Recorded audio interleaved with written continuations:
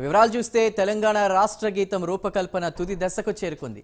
అందశ్రీ రాసిన జయ జయ హే తెలంగాణ గీతం రూపకల్పనపై కవి రచయిత అందశ్రీ సంగీత దర్శకుడు కీరవాణితో సీఎం రేవంత్ రెడ్డి సమీక్ష జరిపారు.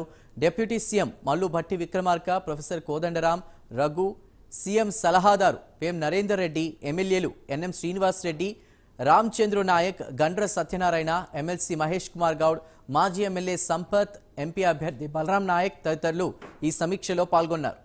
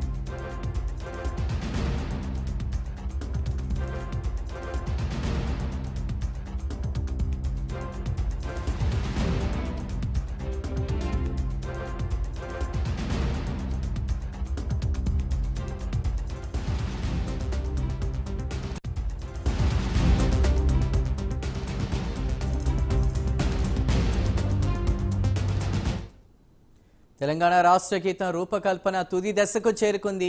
అందశ్రీ రాసిన జయ జయ హే తెలంగాణ గీతం రూపకల్పనపై కవి రచయిత అందశ్రీ, సంగీత దర్శకుడు కీరవాణితో సీఎం రేవంత్ రెడ్డి సమీక్ష జరిపారు. Deputy CM Mallu Bhatti Vikramarka, professor Kodandaram, Raghu, CM సలహాదారు వేం నరేందర్ రెడ్డి, ఎమ్మెల్యేలు ఎన్ఎం శ్రీనివాస్ రెడ్డి, రామచంద్ర నాయక్, గండ్ర సత్యనారాయణ, ఎమ్మెల్సీ మహేష్ కుమార్ గౌడ్, మాజీ ఎమ్మెల్యే సంపత్, ఎంపీ అభ్యర్థి బలరాం నాయక్ తదితరులు సమీక్షలో పాల్గొన్నారు.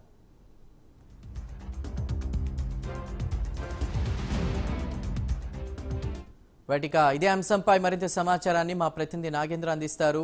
నాగేంద్ర, జూన్ 2న రాష్ట్ర ఆవిర్భావ వేడుకలకు సంబంధించి కూడా రాష్ట్ర గీతాన్ని ఆవిష్కరించినట్టు తెలుస్తోంది. ఆవిష్కరించబోతున్నట్టు సోనియా గాంధీ సమాచారం అందుతోంది. ఇది ఒక తుది దశకు చేరుకుందా? సమీక్షలో ఏమేమి మంతనాలు జరిగాయి? Thank you Chandu. తెలంగాణ రాష్ట్ర గీతానికి సంబంధించినటువంటి అంశంలో ఇప్పటివరకు కూడా సీఎం రేవంత్ రెడ్డి అందశ్రీ రచించినటువంటి జయ జయ అనేటటువంటి గీతాన్ని ఇప్పటి వరకు కూడా పలు మార్పులు చేస్తూ వస్తున్నారు. దాంట్లో భాగంగానే అందశ్రీ, అదేవిధంగా సంగీత దర్శకుడు కీరవాణి వీరిద్దరి ఆధ్వర్యంలో ప్రస్తుతం ఆ గీతం అయితే రూపకల్పన తుది దశకు చేరుకోబోతుందనే చెప్పాలి. సీఎం నివాసంలో రేవంత్ రెడ్డి, అదేవిధంగా ఉప ముఖ్యమంత్రి అయినటువంటి భట్టి విక్రమార్క ఆధ్వర్యంలో అందశ్రీ రచించినటువంటి ఆ గేయానికి తుది రూపం అయితే ఇవ్వడం జరిగింది.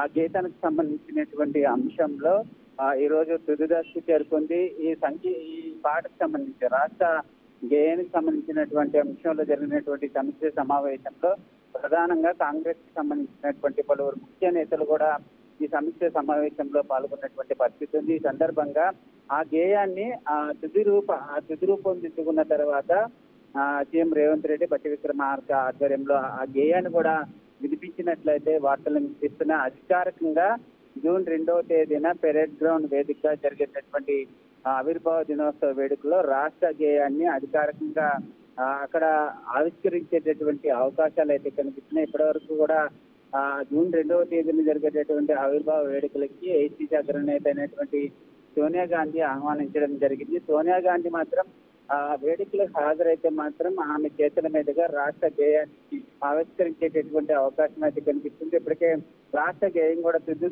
తుది దశకు చేరుకున్నటువంటి, అంటే రూపకల్పన విషయంలో ఫైనల్ కు చేరుకున్నటువంటి అంశంలో రాష్ట్ర గేయంతో పాటు అధికారిక చిహ్నానికి సంబంధించినటువంటి అంశంలో కూడా ఫైనల్ అయినట్లు కూడా వార్తలు అయితే అనిపిస్తున్నాయి. ఈ రెండు కూడా జూన్ 2వ తేదీన జరిగేటటువంటి ఆవిర్భావ దినోత్సవ వేడుకలు ఆవిష్కరించేటటువంటి అవకాశం అయితే కనిపిస్తుంది. Right Nagendra, thank you.